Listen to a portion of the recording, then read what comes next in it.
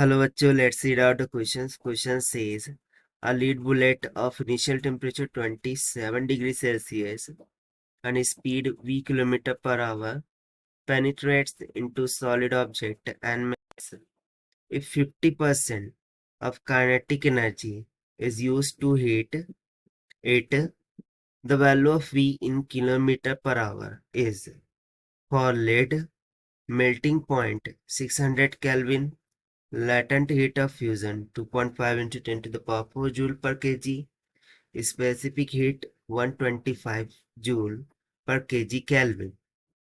So यहाँ पर हमसे बोला जा रहा है कि एक लीड बुलेट है, उसका इनिशियल टेम्परेचर हमें दे रखा है, let's say T I is equals to 27 degree Celsius, और जो स्पीड है वो v किलोमीटर पर आवर के इक्वल है।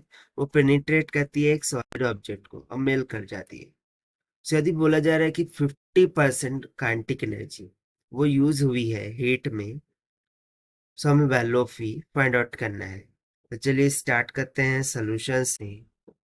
But before of its, let's talk about the key concept which we are going to use here for this question. तो सबसे पहले तो कॉन्सेप्ट हो जाएगा amount of heat released or absorbed when temperature is changing, ms delta t। और यदि face change हो रही होंगी सो उस टाइम पर Q is equal to m times of L होगा। एंड थर्ड फॉर्मूला हो जाएगा काइनेटिक एनर्जी का, which is equal to 1/2 mv², जहाँ पर v वेलोसिटी, m मास को इंडिकेट करता है, s specific capacity, L latent heat of fusion, और डेल्टा t तो चेंज इन टेम्परेचर है। तो सबसे पहले तो हम टेम्परेचर को केल्विन में कन्वर्ट कर लेंगे।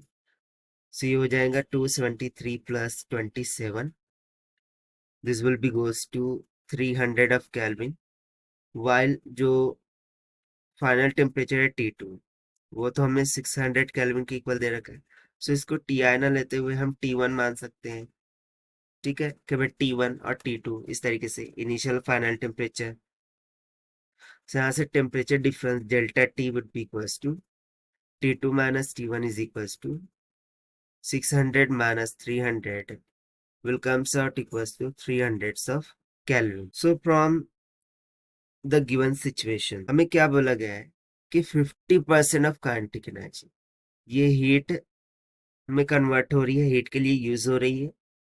सो हम सिंपली बोलेंगे कि 50% of kinetic energy is equals to amount of heat Q।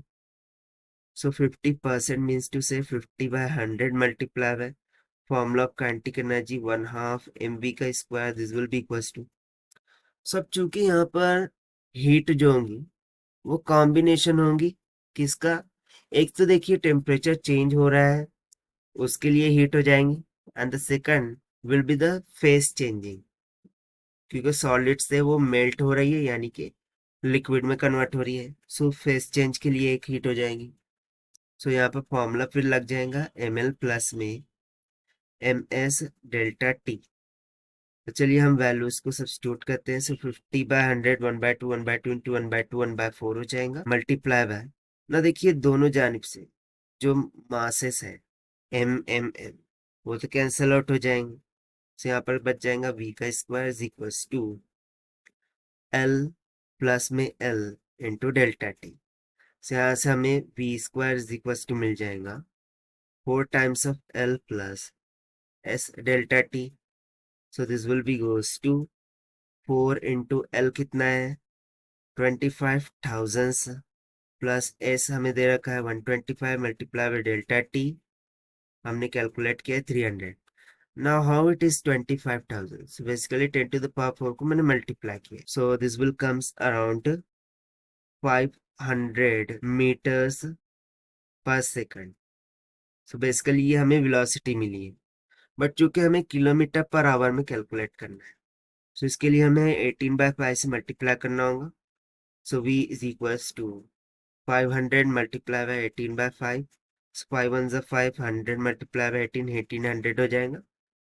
तो सिंपली हो जाएगा 1800 किलोमीटर्स पर आवर के इक्वल, और यही हो जाएगा फिर हमारा रिक्वायर्ड आंसर, जो कि हमने फाइंड किया by using the formula of heat lost heat gain and kinetic energy.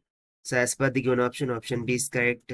So this is the required solution. I hope you understand well. Best of luck. Thank you.